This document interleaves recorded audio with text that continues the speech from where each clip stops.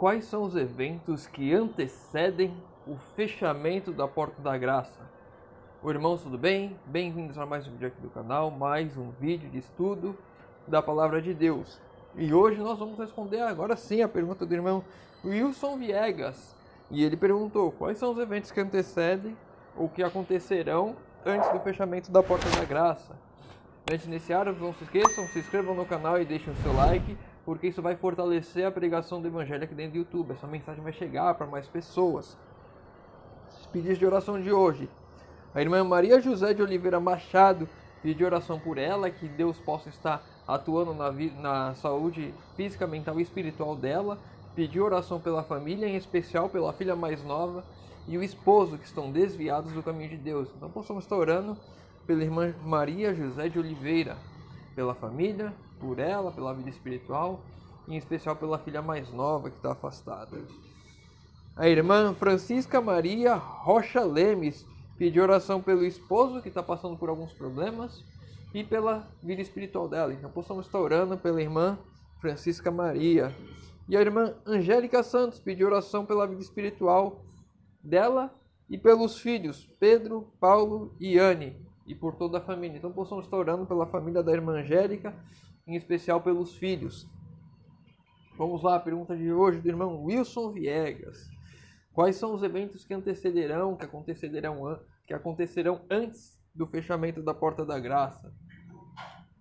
Eu separei 3 dos eventos que eu acho os mais importantes. Na verdade, eu tinha gravado um vídeo antes desse, que corrompeu o arquivo, e eu tinha separado 2. Durante o vídeo, eu me lembrei de um, então agora já tem 3 separados, né? Então, os 3 eventos mais importantes antes do fechamento da Porta da Graça. Apocalipse, capítulo 13. Nós vamos ler o verso 12, depois o 15 e o 17. Apocalipse 13, verso 12. Exerce toda a autoridade da primeira besta na sua presença. Faz com que a terra e os seus habitantes adorem a primeira besta, cuja ferida mortal fora curada. Aí do verso 15 ao 17. E lhe foi dado comunicar fôlego à imagem da besta, para que não só a imagem falasse, como ainda fizesse morrer quantos não adorassem a imagem da besta.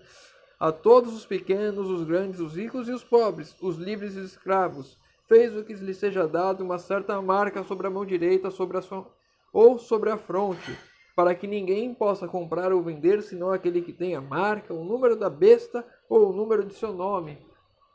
Então aqui nós vemos 2 eventos claros.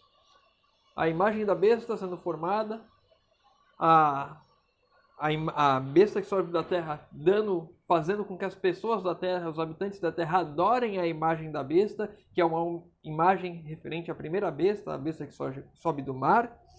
E depois disso, um decreto onde há proibição de comprar e vender àqueles que não aceitarem a imagem, que não adorarem a imagem. E aí, Apocalipse 7,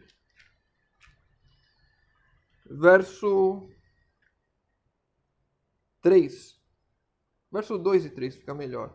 Vi outro anjo que subia do sol nascente, tendo o selo do Deus vivo, e clamou em grande voz aos 4 anjos, aqueles aos quais foram dado fazer dano à terra e ao mar, dizendo: não danifiqueis nem a terra, nem o mar, nem as árvores, até selarmos na fronte os servos do Deus vivo. Então aqui nós apresentamos 3 eventos que eu acredito ser os 3 eventos mais importantes antes do fechamento da Porta da Graça. Porta da Graça, como nós vimos ontem, a janela de oportunidade que temos da salvação. Quando ela se fechar, não há mais salvação. Primeiro evento, a adoração à imagem da besta. A adoração à imagem que a besta que sobe da terra fará com que os habitantes da terra adorem a imagem da primeira besta. Segundo evento, o decreto de compra, né? A lei de compra. Você não poderá comprar e vender. A gente já entende, através das profecias, que esse é o decreto dominical. Um detalhe importante: se você não conhece ainda o que é a imagem da besta, pode deixar nos comentários que eu faço um vídeo específico sobre isso, que é um assunto bem denso. Tem bastante coisa para a gente falar especificamente sobre a imagem da besta. Então, primeiramente, a formação da imagem da besta, o decreto de compra e venda, e após isso o selamento. Certo? Vamos agora, Espírito de Profecia, eu trouxe alguns textos do grande conflito. Todos os textos que nós vamos ler do Espírito de Profecia hoje estão no grande conflito. Vamos lá, capítulo 35. A afirmação de que os juízos divinos caem sobre os homens por motivo de violarem o repouso dominical será repentina. Já se ouvem vozes nesse sentido, e o movimento para impor a observância do domingo está rapidamente ganhando terreno. Parece que esse texto foi escrito hoje, porque eu não sei onde os irmãos moram, mas eu posso falar aqui do estado de São Paulo, que é onde eu moro. Conheço muitas pessoas que moram na cidade de São Paulo. E quando começou a pandemia, as pessoas trancafiadas em casa, elas olhando o dia diferente, né? Os carros não saíram das suas garagens, elas estavam ali e elas começaram a tirar foto do pôr do sol, né? Um pôr do sol bonito em São Paulo. Elas começaram a ver as estrelas do céu em São Paulo, que era uma coisa impossível de se ver com os carros na rua. Por que eu digo isso? Porque as pessoas tendem a começar a olhar, olha o que um descanso que a gente deu ao mundo, o descanso que a gente deu à terra está fazendo, está melhorando a qualidade do ar, está melhorando o ambiente que a gente vive. E isso já tem levado as pessoas a pensarem em um dia de descanso. Inclusive, o Papa já falou sobre isso recentemente. Um dia de descanso para descansar a terra. E esse dia tem que ser domingo. Ele já falou tudo isso já. Então a gente só está vendo só coisas que aconteceram recentemente. Grande conflito, capítulo 37. Os que se esforçarem para obedecer a todos os mandamentos de Deus defrontarão oposição e escárnio. Ou seja, a gente vê essas coisas acontecendo. A guarda do domingo sendo imposta cada vez mais, ganhando terreno, as pessoas querendo aderir ao movimento para descansar o planeta Terra, e as pessoas que não aceitam isso, cada vez mais sofrendo escárnio, cada vez mais tendo restrições, cada vez mais tendo dificuldades. Hoje nós já vemos, vamos dizer assim, uma prévia do que poderá ser o decreto dominical com a questão do passaporte de vacina. Você ser obrigado a fazer uma coisa para você poder ter acesso a tais lugares.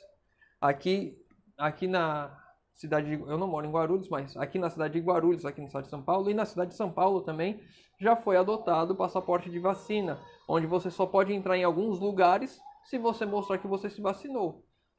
Não é a marca da besta, mas é um preparo para isso. Se você não aceitou a marca da besta, você não pode comprar nem vender. A Bíblia está dizendo isso claramente, e o terreno já está sendo preparado. Isso não é só no Brasil, isso já tem em Israel, tem nos Estados Unidos, tem na Europa, vários lugares adotando essas medidas de restrição.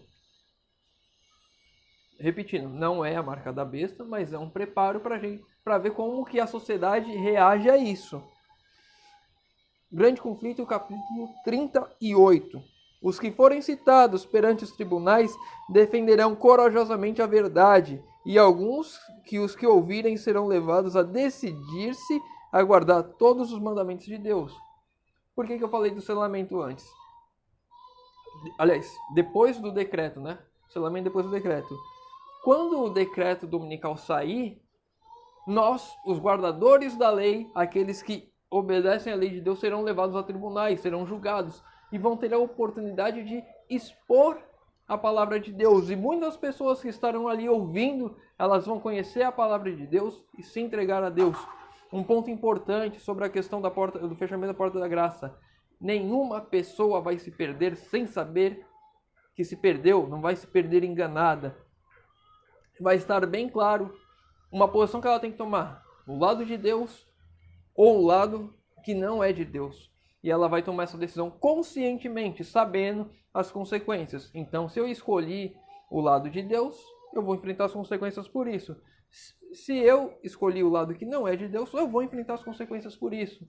As consequências podem ser aqui, num juízo terreno, onde as pessoas vão te impor alguma coisa, vão te subjugar, vão ir contra você, vão escarnecer de você, podem te prender, podem tentar te matar, ou até matar, se for o caso. Ou enfrentar o juízo de Deus posterior a isso. Então aqui, a nossa fé vai estar sendo mostrada para as pessoas ao nosso redor, e as pessoas vão tomar uma decisão conscientemente ao lado de Deus ou não. Então, depois do decreto dominical, a gente vê aqui A gente vê a imagem da besta, depois o decreto dominical nos leva aos tribunais, e os tribunais nos fazem confessar nossa fé, e pessoas estão aceitando isso, ou rejeitando cada vez mais, com mais raiva, com mais fúria. Então, as pessoas aceitam a verdade ou não, nesse ponto. Ou seja, ainda não foi fechada a porta da graça, porque ainda há oportunidade de escolha e salvação aqui. Então, antes do fechamento da porta da graça, acontece o decreto dominical e nós podemos ainda testemunhar da nossa fé às pessoas que não teriam outra oportunidade. Assim, a luz chegará a milhares de que de outra forma não saberiam destas verdades. Então, o decreto dominical também serve para que nós levemos com mais força ainda a mensagem a lugares que elas não iam antes. E aqui uma coisa importante, né? Ainda no capítulo 38, os argumentos foram apresentados, as publicações exercem sua influência, mas ainda assim muitos foram impedidos de compreender completamente a verdade. Ou seja, as pessoas tinham as publicações, as pessoas tinham um testemunho, mas só a partir desse momento em que há de fato o decreto dominical, há de fato as pessoas testemunhando a sua fé, sendo presas por isso, sendo perseguidas por isso, que aí a verdade se torna clara para aqueles que ainda estavam em dúvida, aqueles que não tinham entendido completamente o que estava acontecendo. Grande conflito, capítulo 39. O mundo terá enfrentado sua prova final, e todos os que se mostrarem leais aos divinos preceitos terão recebido o selo do Deus vivo. Ou seja, passamos pela dificuldade do decreto dominical, a perseguição, testemunhando em tribunais. Então, Deus vem e aplica o selo dele em cada um de nós. O selo vem sendo aplicado diariamente, constantemente. Deus vem como a ilustração do selo, né? É uma cera em que o rei vem com o anel, prensa, e quando ele tira, o selo fica ali gravado. Então, diariamente, Deus vem prensando o selo em cada um de nós, que se entrega, que busca, que aceita, que se aproxima de Jesus a cada vez mais. Então, esse selo vem sendo colocado cada vez mais, até o momento em que, na hora que a porta da graça fechar, Deus tira a mão, o selo está totalmente definido e impresso na fronte dos seus servos.